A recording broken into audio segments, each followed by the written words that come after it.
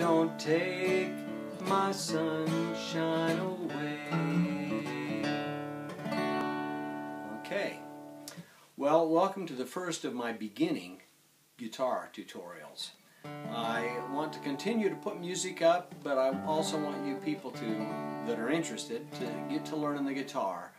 And I will try to put up some more moderate guitar things and medium skill level things, but some have asked for a more beginning guitar tutorial. So I'm going to give a beginning guitar tutorial in each of the major open guitar keys. All the keys that you would need to do good folk music in open keys. And so I'm going to start with the key of D. These will be the keys we're going to learn, maybe in this order.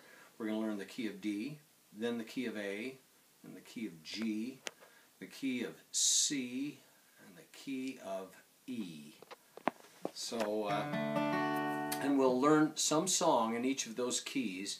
And don't worry about whether this is a song that you want to learn, because if you've got the skill to change these chords in those keys, you will be able to play thousands, hundreds if not thousands of songs in each of these keys.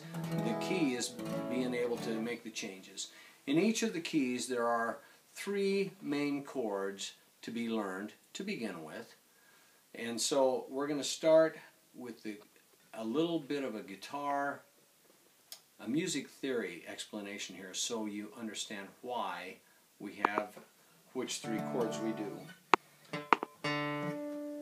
Everybody, I hope, is familiar with the major scale that goes do, re, mi, fa, sol, la, ti, do.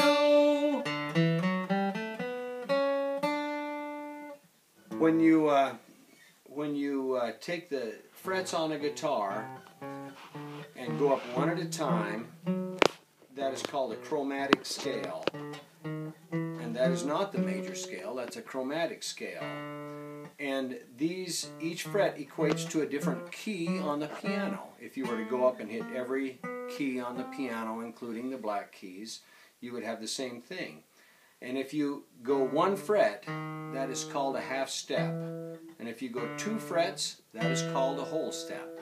And the formula to make a major scale is, from your beginning note, you go a whole step, and 1 more whole step, then a half step. Then you do 3 whole steps, then another half step. So the formula for a major scale, no matter what note you start on, is to hit your starting note, then go a whole step, a whole step, a half step. A whole step, a whole step, a whole step, a half step. So 2 whole steps and a half step, 3 whole steps and a half step. And so if I'm in the key of D, my first note is obviously a D note. And so my 1 chord is called the D chord. My D chord is my 1 chord. And if I go up that scale, 1, 2, 3, 4, the 4th note up the scale is a G note. So a G chord will be my 4 chord. If I go up that scale, the D scale, 1, 2, 3, 4, 5, then I'm playing an A note. And so an A chord will be my 5 chord. Now this is true of every key that you're in, only the chords will be different. And those 3 chords fit together in a very musical way. Right there I'm playing the 1, 4, 5, 1. Not always in that order. Sometimes you're going back and forth between the 1 and the 5 or the 1 and the 4. Not that there aren't other chords in the key, but these are the 3 main ones that we're going to work on for folk music and a lot of country and bluegrass music. And then we'll add others later. So we're going to start with the key of D. And in the key of D, remember we always number our strings, no matter what key we're in, we number our strings from the ground up. 1, 2, 3, 4, 5, 6. Here are your notes if you need to tune to me. 1 or E, 2 or B, 3 or G, 4 or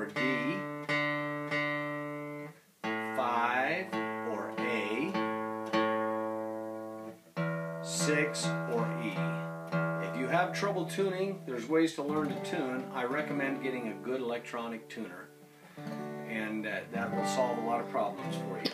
So, a D chord is played by placing the first finger on the 3rd string at the 2nd fret,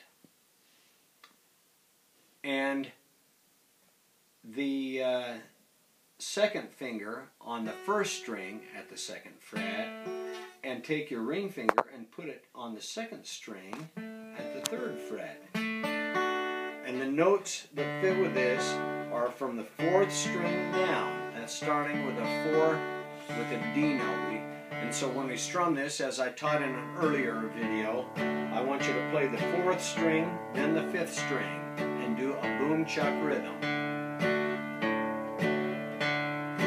And do that in even 4 or 5 times, whatever, and then even 4 times would be good. Then we're going to change to a G chord, which will be the middle finger or the 2nd finger at the 6th string on the 3rd fret, and the ring finger goes down at the 1st string on the 3rd fret, so you got a little stretch there, and the 1st finger goes on the 5th string at the 2nd fret. That is a G chord. And it takes a little practice to get your hand position just right, develop the strength to come down straight enough on these strings so that they all ring good and free and clear without your fingers being muffled. On all chords, it's easiest to hold the string down if you play close to the fret that you're playing in. For example, you see how my finger's up close to the 3rd fret, this one's close to the 2nd fret. And when you play a G chord, we strum the 6th string and then either the 4th or 5th string. I often jump to the 4th string, 6th and 4. Okay, our 3rd chord in this key is A. And to do an A, we need to cover the 2nd, 3rd, and 4th strings all in the 2nd fret. I learned it like this, just slanting your fingers right across. Some people do what's called the cluster, where they put these 2 fingers, put your ring finger on the 2nd string and your middle finger on the 4th string, and then put this finger in between them on the 3rd string. And you would strum the last 5 strings, or the first 5 strings in this case. 1, 2, 3, 4, and 5. I do it this way. I often, if you're ever watching me play, I often just lay one finger down and then kind of have it cocked backwards at the knuckle. And sometimes when I'm playing, I don't even care if that last one rings, you know. I'm just looking for the main. But at any rate, I want you to learn to take the D chord and go 1, 2, 3, 4. Change to the G chord and go 1, 2, 3, 4.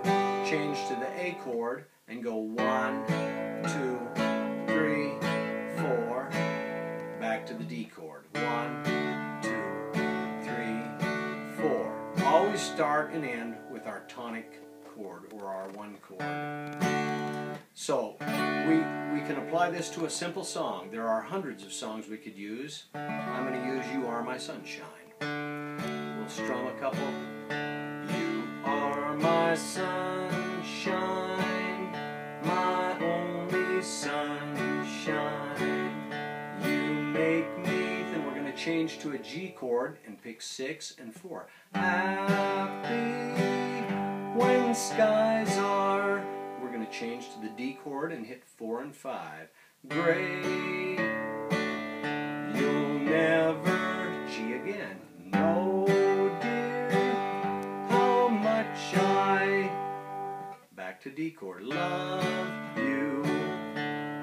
Please don't take my. Then we're going to change to an A chord and pick 5 and 6. Sunshine away. So learn those 3 chords. You're not just learning a song here. If you learn to play one song well, you will be able to play hundreds of songs changing these chords. Practice changing back and forth to those chords, playing the correct bass notes. Always starting on the 1st and 3rd beat with the 1 note, the tonic note, like 1, 2, 3, 4. 1, 2,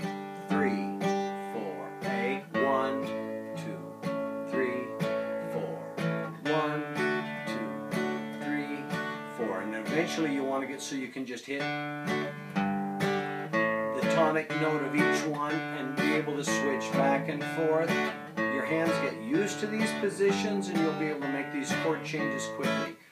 Get a good guitar with a good easy action. Your fingers will get tough. This will be a little bit easier.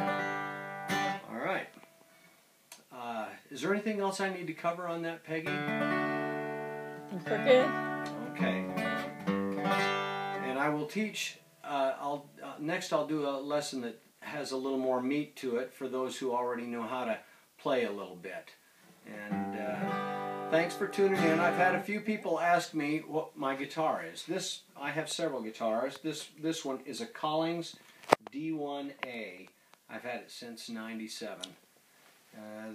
You can see the thing. It's a wonderful guitar. I kind of like Martin style guitars. I have a couple Martin guitars too. And this one's a Collings. Okay, tune in next time and we'll learn another key until we know all of our main open keys. Thank you.